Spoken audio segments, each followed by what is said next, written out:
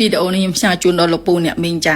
ដែលបានជេរលើខ្ញុំឯងញ៉ាំម្នាក់ឯងទៅឯងស្គួតជាមួយជាពីចាខ្ញុំស្គួតលោកពូអ្នកមីងខ្ញុំអត់ខឹងលោកពូអ្នកមីងទេដោយសារខ្ញុំគឺជាមនុស្សចេះរំលែកដើម្បីធ្វើគេដើម្បីសាងបនកុសលតែបើសិនជាខ្ញុំទៅខឹងខ្ញុំបាត់បង់អស់ហើយខ្ញុំអត់បានអ្វីមកវិញទេអញ្ចឹងខ្ញុំសូមរំលឹកលោកពូអ្នកមីងថាបើស្រឡាញ់ខ្លួនឯងជួយស្ដាប់វីដេអូឲ្យអស់ធ្វើតាមបើអត់ធ្វើតាមខ្ញុំអត់បង្ខំចាណាលោកពូអ្នកមីងមានដឹងអ្វីថាតែតំប្រៃអត់សក់ថ្ងៃលោកពូអ្នកមីងកំពុងញ៉ាំអីដឹងអត់ឈើជាតិគីមីទឹកត្រីលោកពូអ្នកមានសម័យមើលការសម័យមុនយើងទឹកត្រីឆ្ងោរខ្លួនឯងមានដាក់គីមីអីអត់មានដាក់សារជាតិទុកអត់ទេឥឡូវយើងសិតទិញទឹកត្រីនៅផ្សារចាចឹងអានឹងសប៉ះប៉សុខភាពហើយក្នុងផ្ទះយើងបើយត់អំបិលមាត់ចាអានឹងគេលាងគេសម្អាតហើយអស់ហើយគេដាក់ថ្នាំដើម្បីឲ្យវាសចាហើយណាមួយអំបិលមាត់នឹងវាប្រៃខ្លាំងណាស់ញ៉ាំយូរទៅគឺជាទឹកនំប្រៃចាអត់តន់និយាយទៀតត្រីប្រឡាក់ចា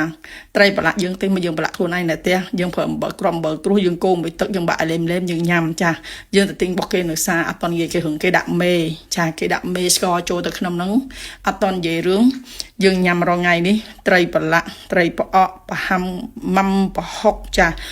គឺសិតតែគ្រឿងដែលហៅថាប្រៃចាប៉ះពាល់សុខភាពទាំងអស់ហើយកពិញ៉ាំអំបិលជ្រលក់ស្វាយចាំកពិជ្រលក់ស្វាយហើយអត់តនិយាយយើងទៅញ៉ាំអីគេបាយស្រូបទឹកត្រីម្ដងពី3ចានហើយពេលយើងធ្វើម្ហូបដាក់ទឹកត្រីផងដាក់អំបិលមាត់ផងអំបិលមាត់នឹងកវែងចាស់អស់ទៅទិញតែអំបិលគ្រាប់អំបិលគ្រួសអាណាស្អាតស្អាតទី